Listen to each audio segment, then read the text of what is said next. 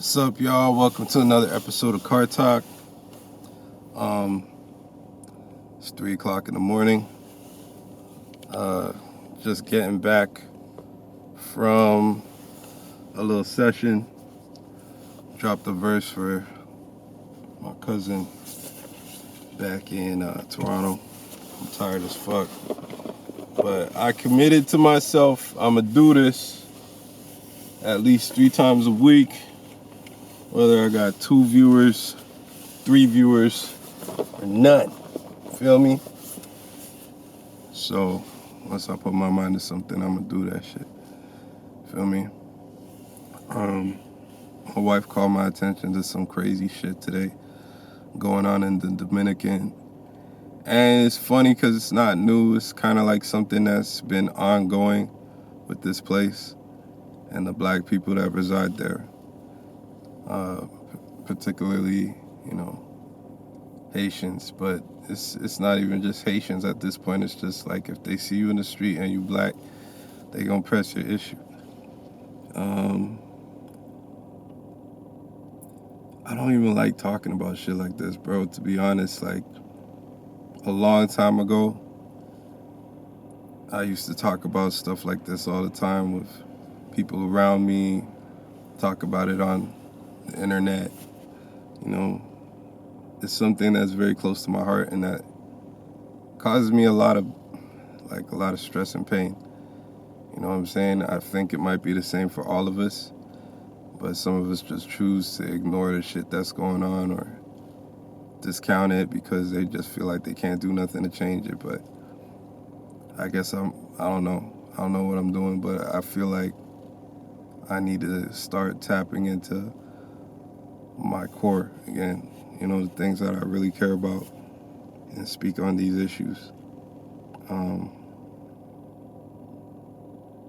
Families are being broken up. My mother was taken out of her home with her child who was born in the Dominican and sent back to Haiti. Her husband was at work, so he came back to an empty house.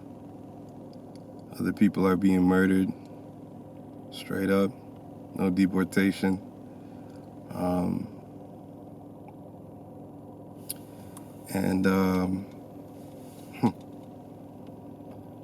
It's just crazy, man, because I find this trend with countries that share African heritage, places that have people who look like me and you, or sorry, not me and you, because anybody could be watching this, so I apologize for generalizing, but people who look like me. Wide nose, their hair might be a little bit more wavy, maybe not, lighter skin, but they look like black people. Shape, figure, all that. Places like this where they know that their blood has intermingled, they reject us the hardest. And to see it happening on a government level worldwide is just crazy, but in particular the Dominican.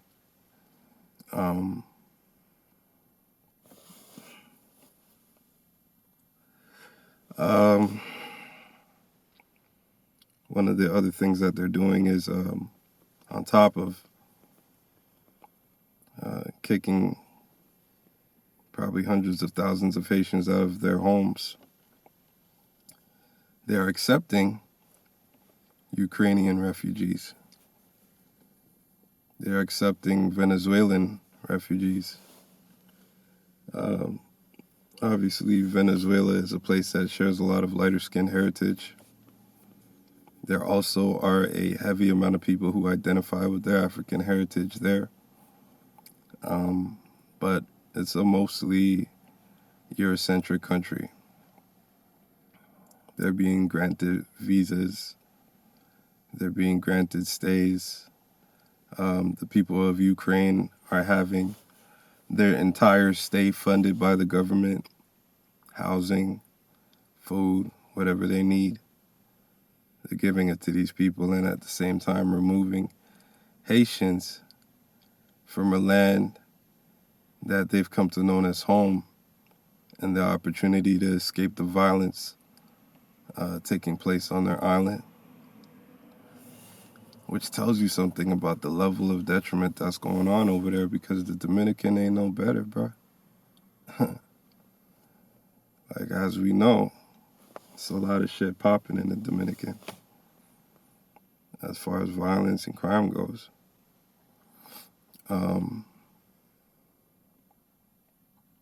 So if this is the best place that they could escape to, it just tells you about what type of situations they're coming from. You know what I'm saying? I think, what can we do? What can we do? I don't know. I don't have the answers. But I know one of the answers is to unify.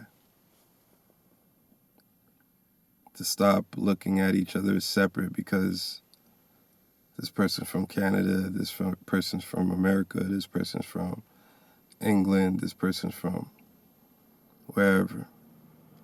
We have to stop looking at each other as separate, bro, because everywhere on this planet, we are going through the same thing, bro. People don't like us. People hate us for no reason. And they want to destroy us. Unity doesn't mean violence. Unity doesn't mean uprising. Unity doesn't mean upheaval. There are peaceful ways to exact pressure. There's economic ways to exact pressure. And I think that's something that we haven't gotten yet, that we fail to understand, that economics is the most powerful force known to man. It's been said that in America alone, I believe it's 5 trillion black dollars go into the economy each year, which is enough on its own, standing on its own, just black dollars, to make us the 5th richest nation on this planet. And that's just Americans, black Americans. If all of us were to pool our resources, all of us were to pool our economic spending and use it towards a common goal, which is equality, it would change a lot. And that's why I don't like talking about this shit. Because these concepts are grand. These concepts are big. These are concepts that require organization. These are projects that require a massive mind shift on a grand scale. But I've been seeing signs that not just black people, but people in general are waking up and understanding that this system that we reside in is faulted and that we're not powerless. And I think that change is coming. But the number one thing we gotta do, I had a conversation with a young lady the other day. And she was like, she was talking to me about where I'm from and stuff. And she said, yeah, but you don't get it. Like, it's different for us. We don't know our culture. We don't have any identity. We don't know who we are. And you have your culture. You have your identity. You know who you are. And I tried to get her to see something, but I was too drunk at the time, to be honest. We was having a real drunk conversation. I think I kind of fell asleep halfway through what I was trying to say. She was being very passionate about her point, and I wasn't able to get through. But if I was, what I would have said is that none of us know our culture. None of us know our identity. I might be Trinidadian. My son might have his Jamaican culture that he can tap back into, but even those are cultures removed from who we are. We have a culture and identity as a group in this country, but so does everybody else. Black Americans have a culture as a group and an identity inside of someone else's country. That's no different. I don't know what my last name really is. My last name is Boren. There are no Borens in Nigeria. There are no Borens in West. You understand what I'm saying? Like, my name is a slave name. Her name is a slave name. The Jamaican's name is a slave name. The London man's name is a slave name. The Puerto Rican man's name is a slave name. The fucking Dominican man's name is a slave name. It doesn't matter where we are. If we're not home, our names are not our own. We're a lot more unified than we care to see. And there's so many different people waking people up to this in so many different ways, and some of them are jarring. But everybody's doing their part, and nobody's perfect. For example, Charleston White says a lot of real things. So a lot of dope things, a lot of things that make you think, a lot of things that are reaching to the kids and making them think. His inconsistencies as a man make it hard to digest at times, but you have to kind of separate the man from the message. Do the same with my words, man. Separate the man from the message. Take what makes sense, leave the fucking rest. Kyrie, Kanye, I disagree with a large portion of what he's saying. I don't agree with him backing a conspiracy theorist who doesn't believe that school shootings actually take place.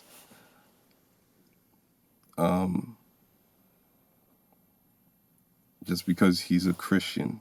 Anybody can identify as anything. It's not your identity that makes you a good person. It's how you behave.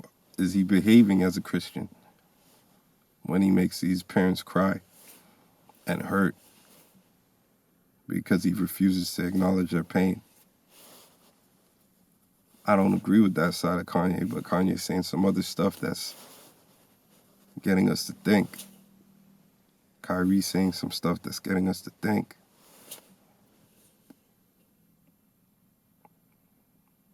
I'm just here to do my part. It's time, you know?